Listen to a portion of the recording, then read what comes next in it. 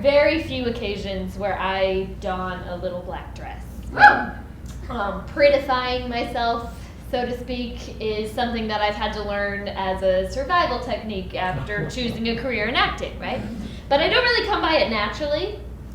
On the particular night of my story, however, I was done up to the nines because I was going to be attending my first for reals Hollywood red carpet premiere. What? Okay, before I go any further with the story, I should just tell you that, okay, I am a respectable, intelligent, independent woman. Swear to God I am. I'm smart, I'm a feminist, I loathe Hollywood standards of beauty.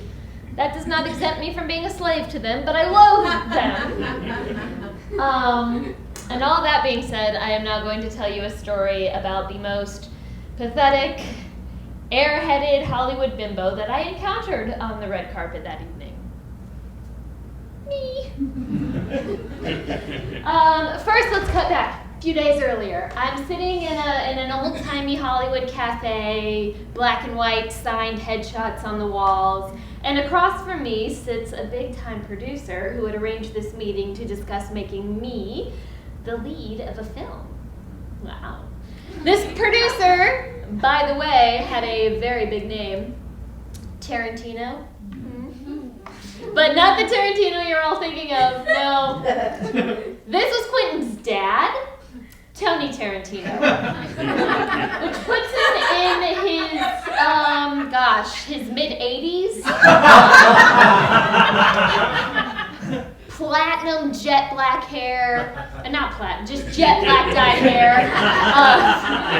Hearing aids like twice the size of his ears. It defies science. I don't know what happened, but so we're sitting there, and he says to me, "Can I ask you a question? How much of this is you, and how much is padding?" No, there's some padding. I have small boobs. What can I say? Okay. And this height and weight on your resume, that's accurate? Yeah. Okay, well, 5'6", 115 pounds is good, but some people carry their weight a little differently. Maybe it's the cut of your skirt, but you look a little hippie.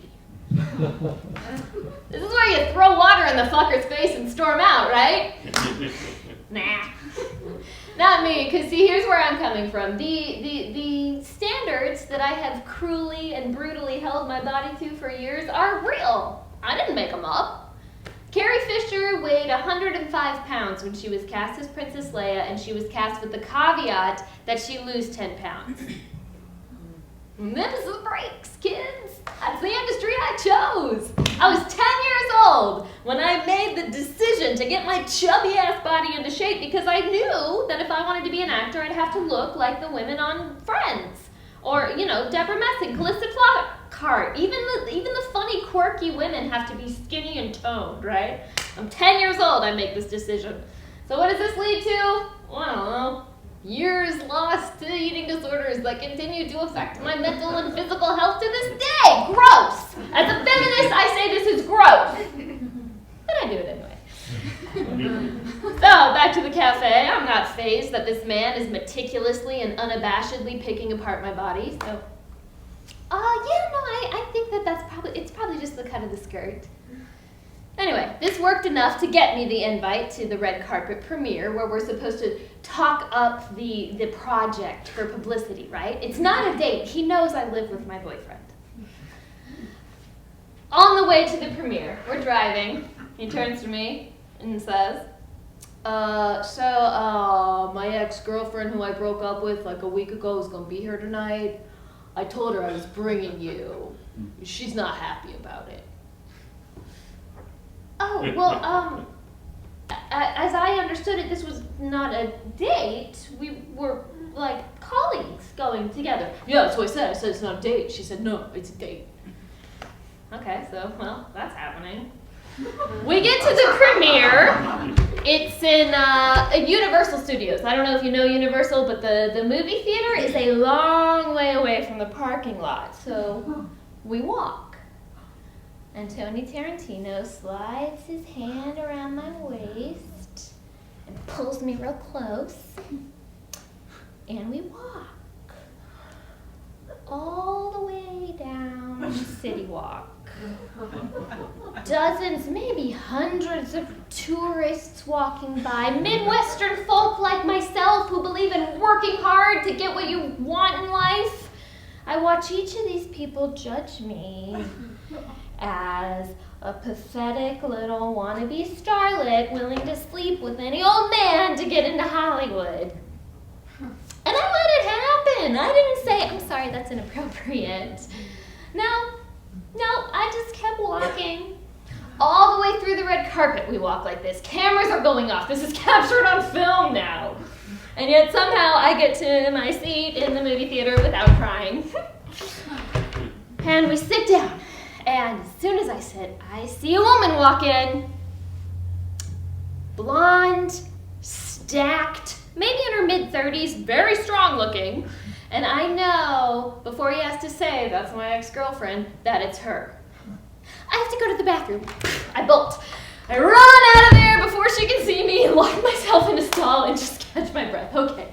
All right. Okay, Kate Huffman, this is the situation. This is what is happening. Just breathe through it.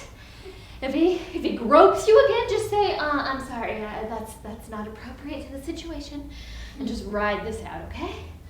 Starting to feel confident, starting to feel calm. I'm about to flush the toilet, pull up my panties, and I hear two women walk in. It's just ridiculous. He didn't have to come tonight. Well, did you see the girl he's with tonight? I mean, what is she, 12? I know. He's sick. It's a sickness.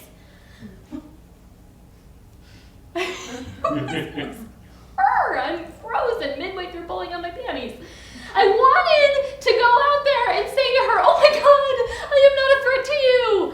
That crusty old decaying penis has not been anywhere near this spry, youthful vagina, and it never will be, I promise you. But then I thought, wait, she might punch me. So I waited for them to exit.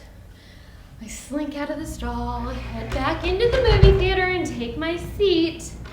And the lights begin to dim, and as they dim, Tony Tarantino reaches into my lap and takes my hand. He interlocks his fingers with mine.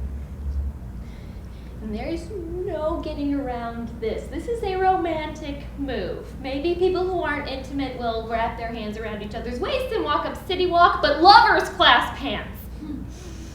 I was literally frozen this time. Every muscle in my body was tense, except for those of my fingers. Those were limp and loose. I was not participating in this hand clasping, goddammit. Apparently, even at 80-something, he had some ability to read body language because he leaned over after a while and said, "Does this make you uncomfortable?" It does, actually, yes. He pulled his hand away, embarrassed. Yeah! Oh man, I was so proud of myself in that moment. I was fucking back! I was a woman again, not a pathetic little girl. I could so easily, at that point in the evening, I could so easily see myself going, oh no, it doesn't make me uncomfortable, it's fine. But I didn't! Maybe the rest of the evening would be a little awkward, but at least I'd have my body to myself, right? Not so much. All the way back to the parking lot, of course, he was holding me close around the waist again, but I had that moment. So at the end of the night, he was about to drop me off. I'm seriously ready at this point to turn to him and say, listen, you misogynistic, slimy, creepy piece of shit, fuck you and fuck your film. I'm not your arm candy. I opened my mouth, and I think what came out was something like, thank you so much for a lovely evening. Let's talk more about your project, yeah? I never heard from Mr. Tarantino again. I did track the course of that film. His ex-girlfriend played the lead. Good for her. I'd love to say that I'm completely cured of being a pushover in situations like that, but I'm sure I'm not. I can say that will never happen to me again. I'm a little bit less naive, a modicum truer to who I know myself to be. Does this mean I'm done prettifying myself and slaving to meet Hollywood standards? Fuck no. So, I don't know. Which one is it? Am I respectable? Or am I pathetic? No, fuck it. I'm both. And that's okay.